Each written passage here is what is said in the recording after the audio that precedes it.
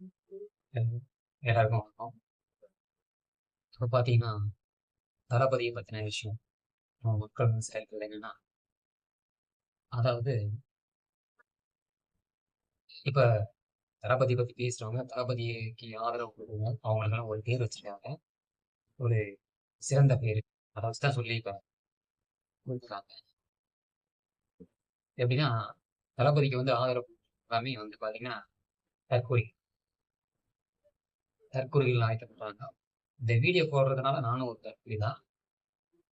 அப்படின்னு சொல்லிக்கிறதுக்கு நான் ரொம்ப பெருமைப்படுறேன். ஆ இதுவரைக்கும் எத்தனையோ ஆட்சிகள் வந்திருக்கு. அத பத்தி நான் பேசல. பேசவும் இல்ல. பேசவும் மாட்டோம். இப்ப தளபதி வந்து யார பத்தி தவறா பேசினாருன்னா, முன்னாள் அமைச்சர்களுக்கும் சரி, இப்பயும் சரி எல்லாத்துக்கும் அனைவருக்கும் வந்து சக மரியாதை குடுத்துருக்காரு.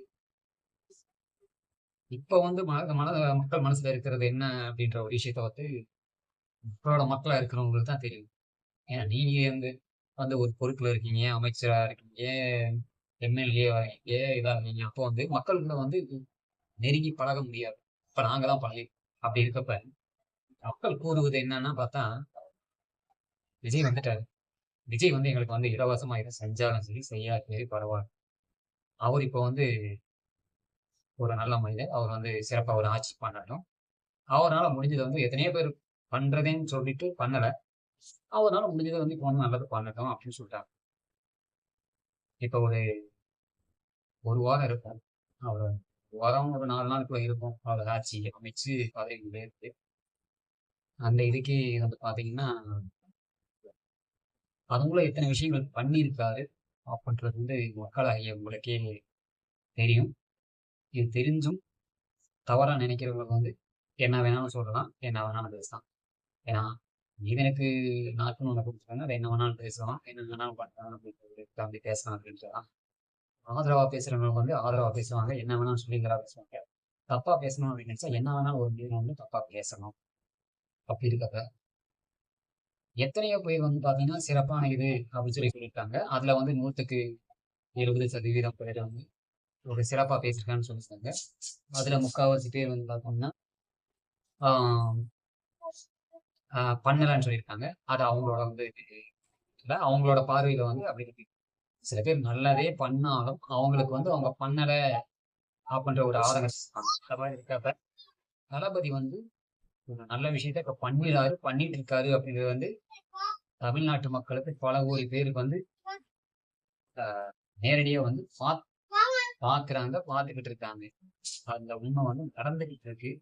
அது வந்து எல்லாமே தெரியும். அப்ப வந்துட்டு இப்படி ஒரு இது இருக்கப்போ வந்து பார்த்தீங்கன்னா, இந்த 4 நாட்கள்ல என்ன நடந்திருக்குன்னா, சில இடங்கள்ல வந்து மக்கள் நெனச்சு பார்க்கக்கூடிய விஷயங்கள் வந்து கூட நடந்திருக்கு.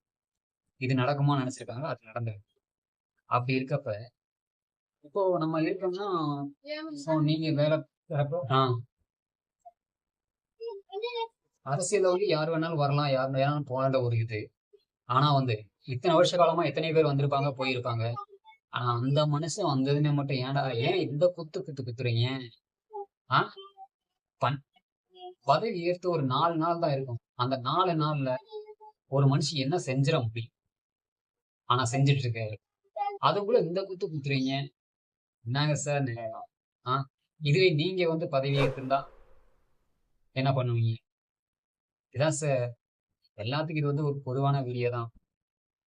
அப்ப அவரு வந்து பதவி ஏத்திருக்காரு அப்படின்றப்ப வந்து, ஆ நம்ம வந்து எதிர்த்து சொல்லலாம் அப்படின்றப்ப, நீங்க உடனேக்குடனே இந்த விஷயத்த பண்ணுங்க, அந்த விஷயத்துக்கு பண்ணுங்க அப்படின்னா, யாரும் அவர வந்து ஆர்டர் போட முடியாது. ஏன்னா, ஆர்டர் போட வேண்டிய இடத்துல வந்து அவர் இருக்காரு. அப்ப அவருக்கு வந்து யாரும் வந்து ஆர்டர் போடக்கூடாது.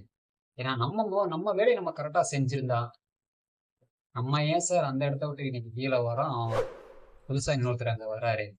இப்ப நம்ம வேலைய நம்ம கரெக்ட்டா செய்யல. இவரு செஞ்சிருக்காரு. அப்ப அவரு செய்ய விட்டீங்கன்னா, அவர வந்து உட்கார வச்சிருக்காங்க. அப்ப அவர் சொல்றத தான் நம்ம கேட்கணும். அப்புறம் எதுக்கு சார் நம்ம அவருக்கு ஆர்டர் போடணும்?